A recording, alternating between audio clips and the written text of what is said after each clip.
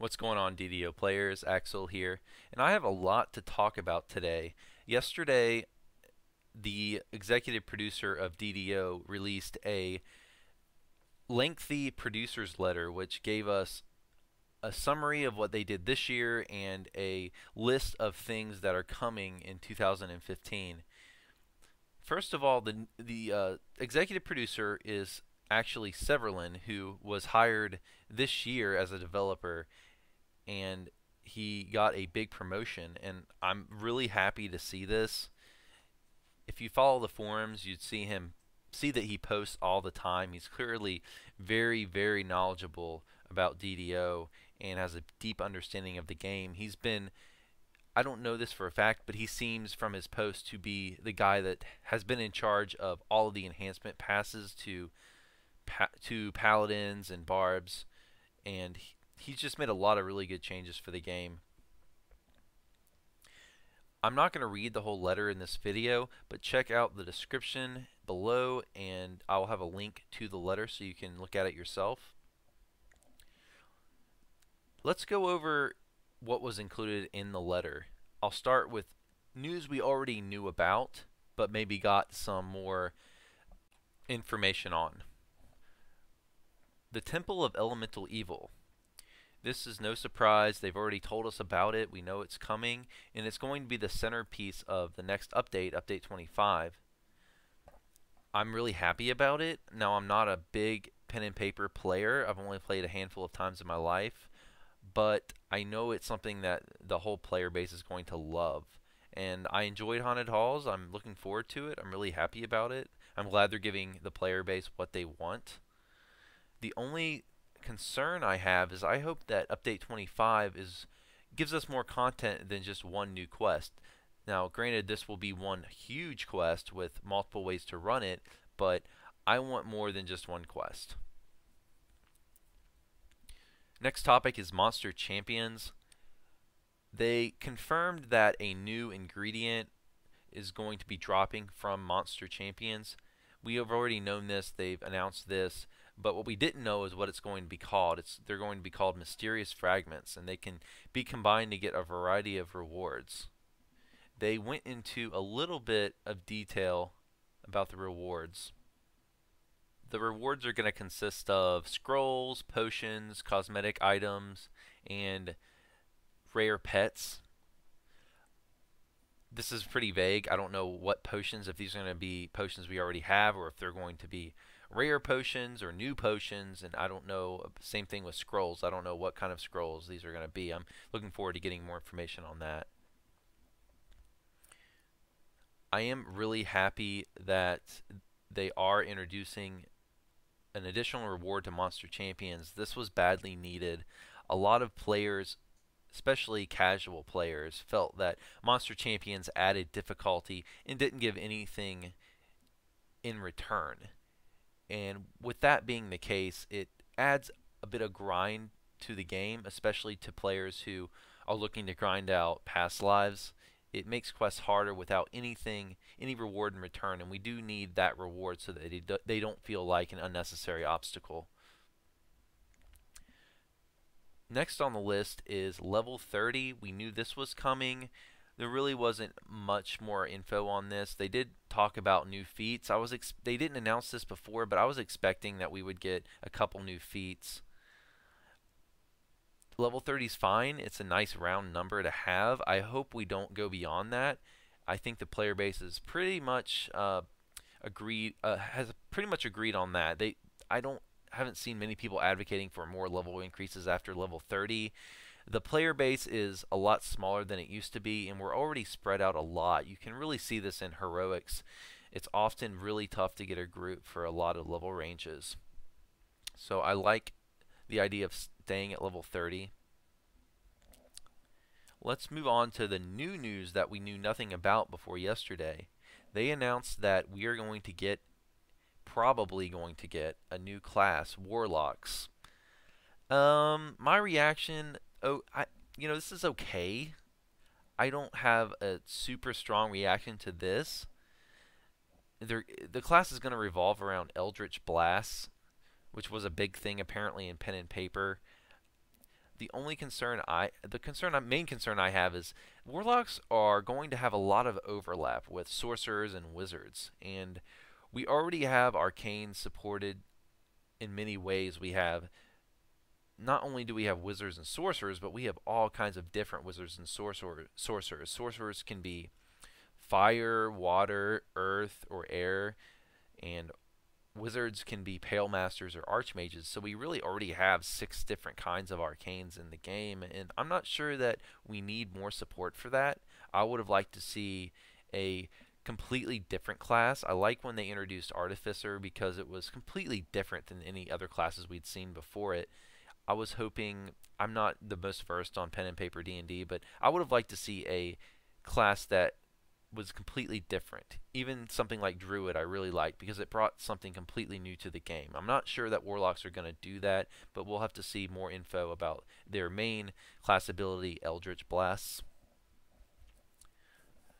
Next, they announced a couple of some new epic content, and I think they read my mind because they picked my #1 choice for adventure packs to epic, the Devils of Shavarath pack.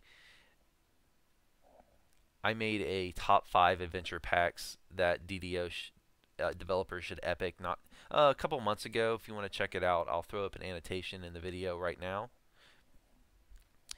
But Epic Shavarath was my #1 choice. I think it's a great choice. It's one of the few areas in the game that really feels epic. And devils are tough enemies, and the quests themselves are just so well designed, the older Shavarath quests, that I hope they do make some of them epic. Now, they did announce that this will be a brand new Shavarath pack, so presumably the old Shavarath quests aren't going to be epic. We're not sure on this yet. They haven't given tons of detail on it. I do hope that they end up epicking at least a few of the Shavarath quests. The next pack, of course, no surprise here, is Epic Veil. I actually picked this as my #5 choice in my top 5 video because I thought that green steel just would clash too much with all the weapon systems we have. I think we already have a lot of weapon systems, and I really don't like the idea, honestly, of them power creeping past the Thunderforged weapons. When Epic Veil comes out, Thunderforged weapons are going to be relegated to trash, presumably, because of course Epic Veil weapons are going to be more powerful. The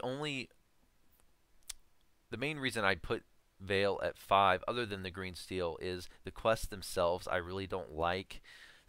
They have a lot of problems. For example, where Sleeping Dust Lie has an autofail condition. I hate that. A lot of players hate that. They stopped building autofail conditions into quests for a reason. To my knowledge, there aren't very many. There haven't really been any recently.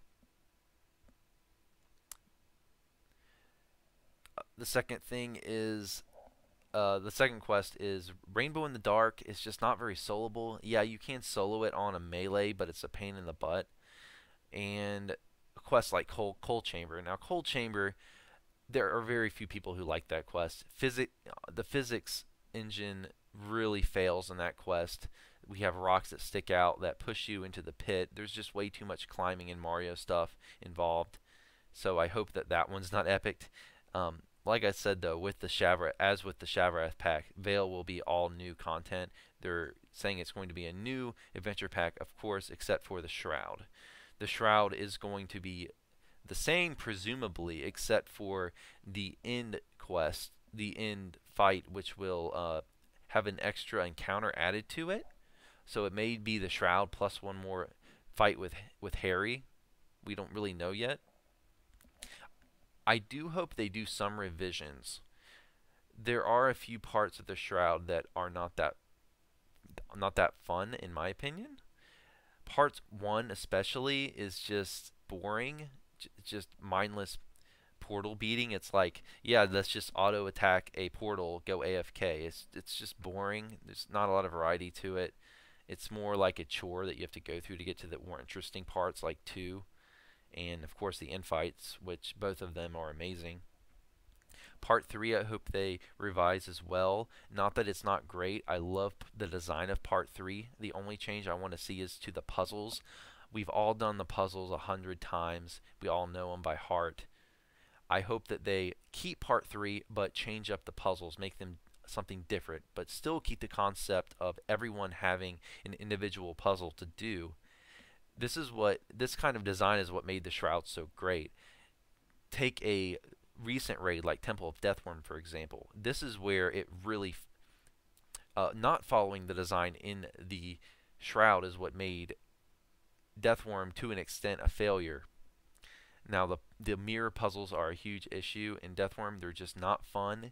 Any raid mechanic that requires one or only lets one or two people do the entire raid and forces the 10 other people to just stand there and pike is not a good mechanic. I firmly believe that in any raid, every single player, all 12 of them, should have something to do. So I hope they follow this same idea with the Epic Shroud. Just freshen up the puzzles a little bit so that we have a new experience. The final thing they mentioned that was new are 2 new festivals. One is going to consist of a mimic event. If you don't remember what mimics are, if you're not well versed in D&D lore, those are those chests that are monsters. We don't have a lot of details other than that, but it's going to consist of hunting down lots of mimics, so I can imagine it'll be similar to Maybar in that we're going to have to kill a lot of mimics to get an ingredient that we turn in for these new upgraded loots. The other festival is going to be a fall festival, or at least they said it will happen in the fall, and we don't know anything about that one yet, but there will be 2 new festivals. When I read this letter, I did chime in on the thread and asked a few questions. My first concern is that this letter did not address the 2 big issues that are affecting DDO right now, exploits and lag. And I did point this out and asked Severlin in the thread what the team is planning to do about it. And he actually responded to me personally and explained that about lag, the engineering division is devoted right now to fixing lag. I presume that means that most or all of the engineers are working on lag right now. And he did say that this work on lag will continue until they have nailed down the source of frequent crashes in the game. And I couldn't be more happy with this response. You know, big kudos to Severlin. He's really listened to players. I'm really happy that they're really focused on lag. One thing I complained about just a few days ago in my barb changes video is that the developers seem really spotty on their lag responses. They'll point out instances like the Deathworm lag, for example, but they really haven't come out and given consistent responses to the constant lag issues plaguing the game. And I'm really happy that the engineering team is working hard on this, and I really look forward to seeing reduced lag in 2015. Makes me feel personally a lot better. And about exploits, he did explain that, which I knew already, that they put in several server protections in the last patch and in update 24. I've discussed this before on my channel, but they added if you weren't aware, they added timers to switching inventory in places like banks. You can't just click repeatedly now and fill your inventory with whatever in your bank. It now makes you wait. The reason for that is a lot of players were able to take advantage of the loose connection to the server and just massively click on items and cause duplications that way. That's now been shut off. So they are aware of the exploits. Of course, they shut down the card cruncher, which they should have done a long time ago, but very glad it got done. So they are serious about exploits, and I think that, as I've said in my other videos, they appear to have fixed the mainstream ways of duping right now. So I'm really happy about what they've done there.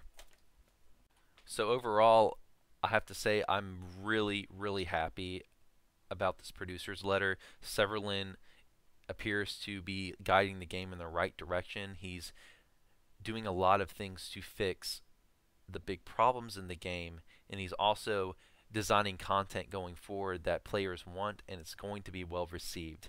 The only thing I don't like is the Warlocks, which I just feel okay about, but other than Warlocks, I'm ecstatic about everything else and really looking forward to where the game goes in 2015. I hope you enjoyed the video. If you did, please subscribe and tell your DDO friends and guildies about my channel. Thanks for watching.